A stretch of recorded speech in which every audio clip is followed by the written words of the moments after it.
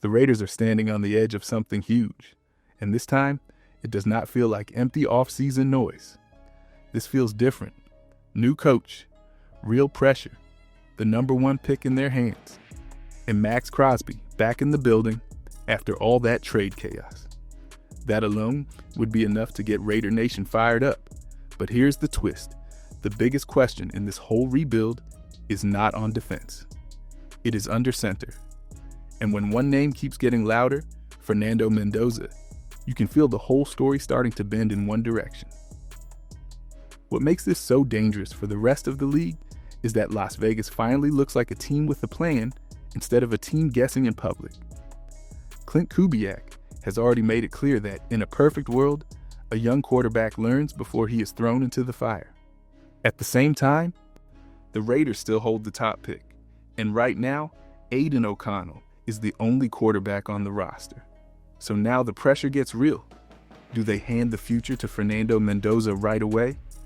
Or do they build the room the smart way and make sure his first step is the right one? That tension is where this whole story starts to get serious. But the shocking part is this. The clearest clue may not have come from a press conference or a rumor or even a draft board. It may have come from one workout in Bloomington. Because what happened at Indiana was not just another pro day. It was the Raiders watching closely, the football world watching closely, and a moment that suddenly felt a whole lot bigger than a few scripted throws. And once you see why that day carried so much weight, the Raiders' plan gets even harder to ignore. But before we get into that, hit that like and subscribe button for more Raiders and all the NFL content. Let's aim for 250 likes on this video. The part that should make Raider fans sit up is this. Indiana's pro day did not feel like a casual stop on the draft calendar. It felt personal. The Raiders did not send one scout and call it a day.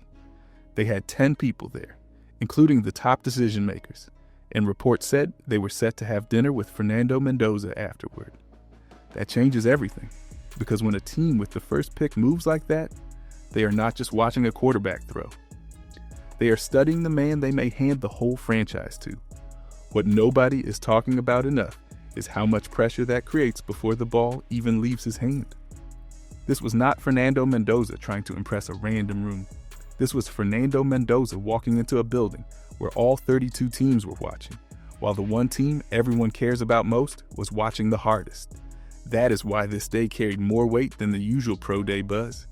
The Raiders were already deep into the process, and this workout became a live test of how he handles attention, expectation, and the feeling that every move means something bigger now.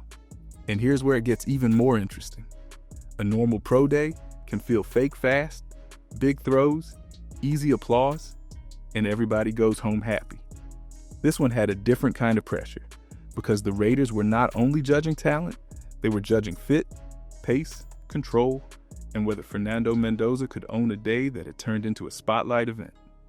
That is why the next part matters so much, because once the setting got that serious, every throw started to tell its own story. The moment Fernando Mendoza started throwing, the easy excuses died.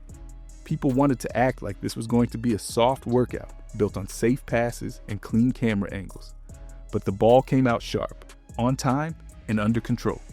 He finished 53 of 56, opened with 23 straight completions, and never looked rushed, while the pressure around him kept rising. That is what made the day hit, because this was not empty noise anymore. This was a quarterback being watched like a future franchise answer, and for most of the workout, he looked exactly like that. The strongest part was not just that Fernando Mendoza was accurate, it was how repeatable it looked. The short game was clean. The timing was real, and the ball kept showing up where receivers could work with it. There was one slight overthrow on a go route, and a few deeper throws were not perfect. So no, this was not some magical flawless session. Good. That actually helps. A real breakdown should admit that. But when the misses are that small, and the rest of the workout keeps landing in the strike zone, the bigger takeaway becomes obvious. The questions did not get louder. They got quieter. Then came the part that matters even more than the stat line. There was more work from under center, more signs of real pro footwork, and more evidence that this workout was built to answer specific concerns instead of chasing applause. That is where this starts to get more interesting, because once you see how Indiana shaped the script around those details, until you realize the Pro Day was not only about showing off Fernando Mendoza, it was built to send a message, and that message is what takes this story into the next part. The smartest part of Indiana's Pro Day was not the flash, it was the design. Early in the workout, the script leaned hard into shorter timing throws, spread the ball around to 9 different targets, and gave Fernando Mendoza more work from under center. That matters, because it made the whole day feel less like a stage show and more like a real answer to what NFL teams wanted to study.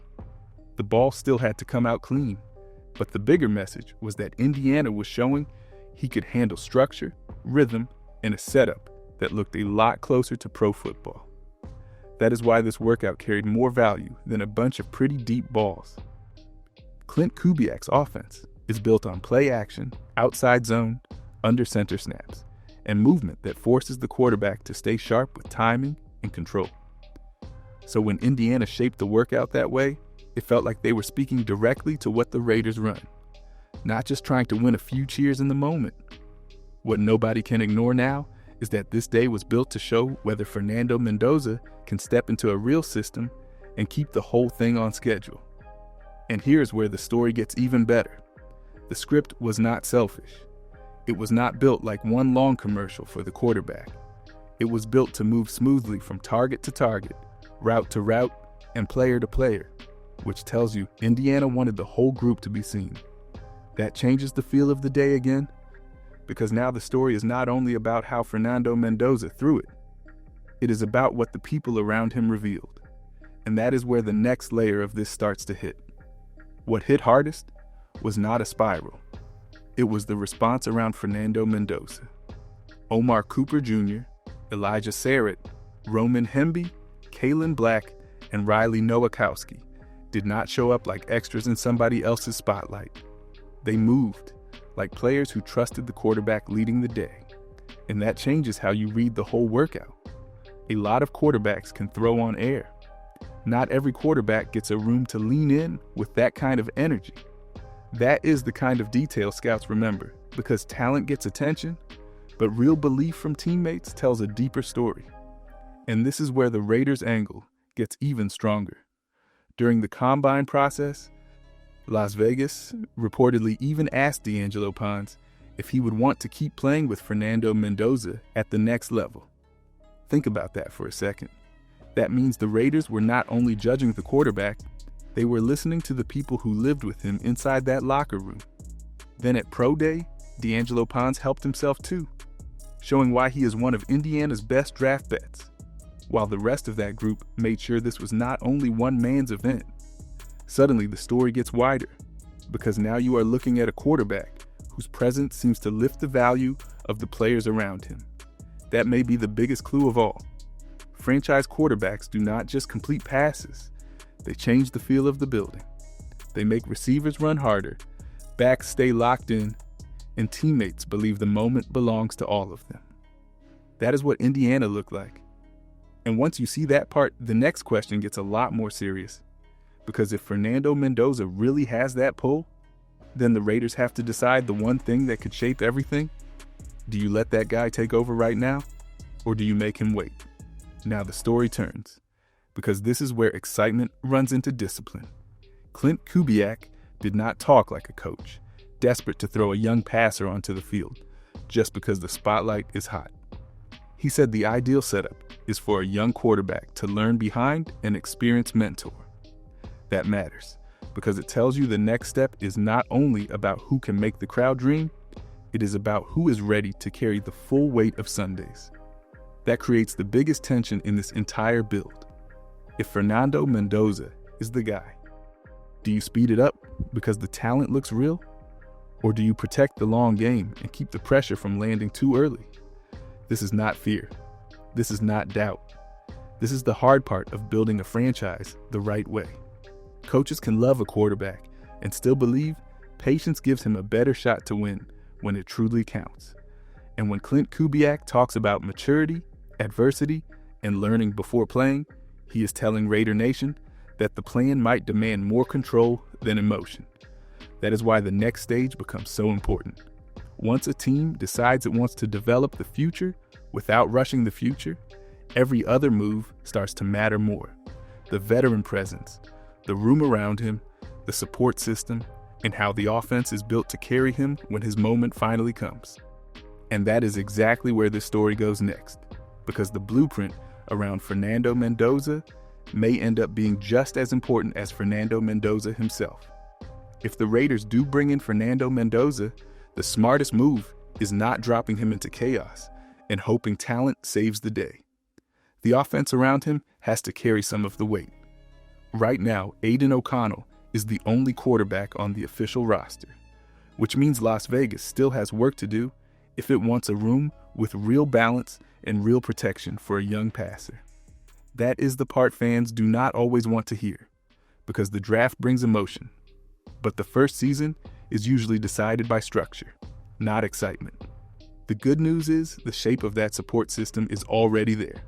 Brock Bowers gives this offense a target who can change games fast. Michael Mayer gives it another tight end who can make the middle of the field matter.